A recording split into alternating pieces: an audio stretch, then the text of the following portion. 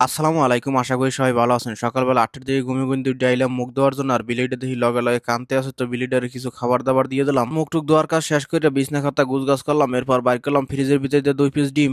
আর এর আগে আবার যাইয়ে বাকালায় দিয়ে 1 প্যাকেট খবুজও লইয়েছিলাম। যাই হোক, ডিম দুইটা লইয়ে সুন্দর মতো বাজার জন্য রেডি করতেছিলাম। এর ভিতরে প্রথম ডিমটা তো বাংলাম, দেখি ভালোই আছে। দ্বিতীয় ডিমটা যখন বাংলাম, দেখি যে এটা গন্ধ বাইরিতেছে। ডিমের চেহারা দেখতে ভালোই দেখা যাইতেছে, কোনো জায়গায় নষ্ট দেখা যাইতেছে না, কিন্তু ঘেরান আইতেছে নষ্ট নষ্ট। এই জন্য কইলাম, মনের ভিতরে সন্দেহ লাগতে আছে, এটা খাওয়ার দরকার নাই, ফালাই দিই। নতুন করে আবার ফ্রিজের ভিতরে আর একটা ডিম লইয়াহি। ডিম অবশ্য নাই বাসার ভিতরে, 1 পিসই আসলে। আর এইটার আইনে বাইঙ্গে প্রথমে চেক করে দেখলাম যে এটা ঠিক আছে কিনা। চেক করার পর দেখি যে মাশাল্লাহ এটা ঠিক আছে। এরপর 1 পিস রুটি গরম দিলাম আর ডিম দিয়ে সুন্দর মতো একটা ডিম রোল বানাই ফেলাইলাম। চাইছিলাম তো 2 পিস বানাবো, কিন্তু ডিম শেষ হয়ে যাওয়ার কারণে 1 পিসই বানাইলাম। যাই হোক, এবার এটা দিয়ে নাস্তা পানি শেষ করলাম। এরপর 10টার দিকে চিন্তা করি এখন আস্তে আস্তে বাদ ছড়াই দিই দুপুরের লইয়া। 2 পট চাউল সুন্দর করে ধুয়ে বয় দিলাম। এরপর চলে এলাম ডাইল লইয়ে গরম দেওয়ার জন্য। কালকের যে ডাইল পাক করছিলাম, ডাইল এখনো আছে, কিন্তু করলা বাজি শেষের দিকে, এই জন্য করলা আর গরম দিলাম না। ডাইল গরম দিয়ে রাখি চলে গেলাম গোসল দিতে। সুন্দর মতো সাবান শ্যাম্পু দিয়ে গোসল টোসল দিয়ে তেল পানি মাথায় দিলাম। এরপর বইয়ে পড়লাম আস্তে আস্তে খাবার খাইতে। আর আমি পাতিলের ভিতরে বইয়ে খাবার খাই, এই জন্য তরকারি যখন কম থাকে, আর দ্বিতীয়ত প্লেট যাতে না দেওয়া লাগে।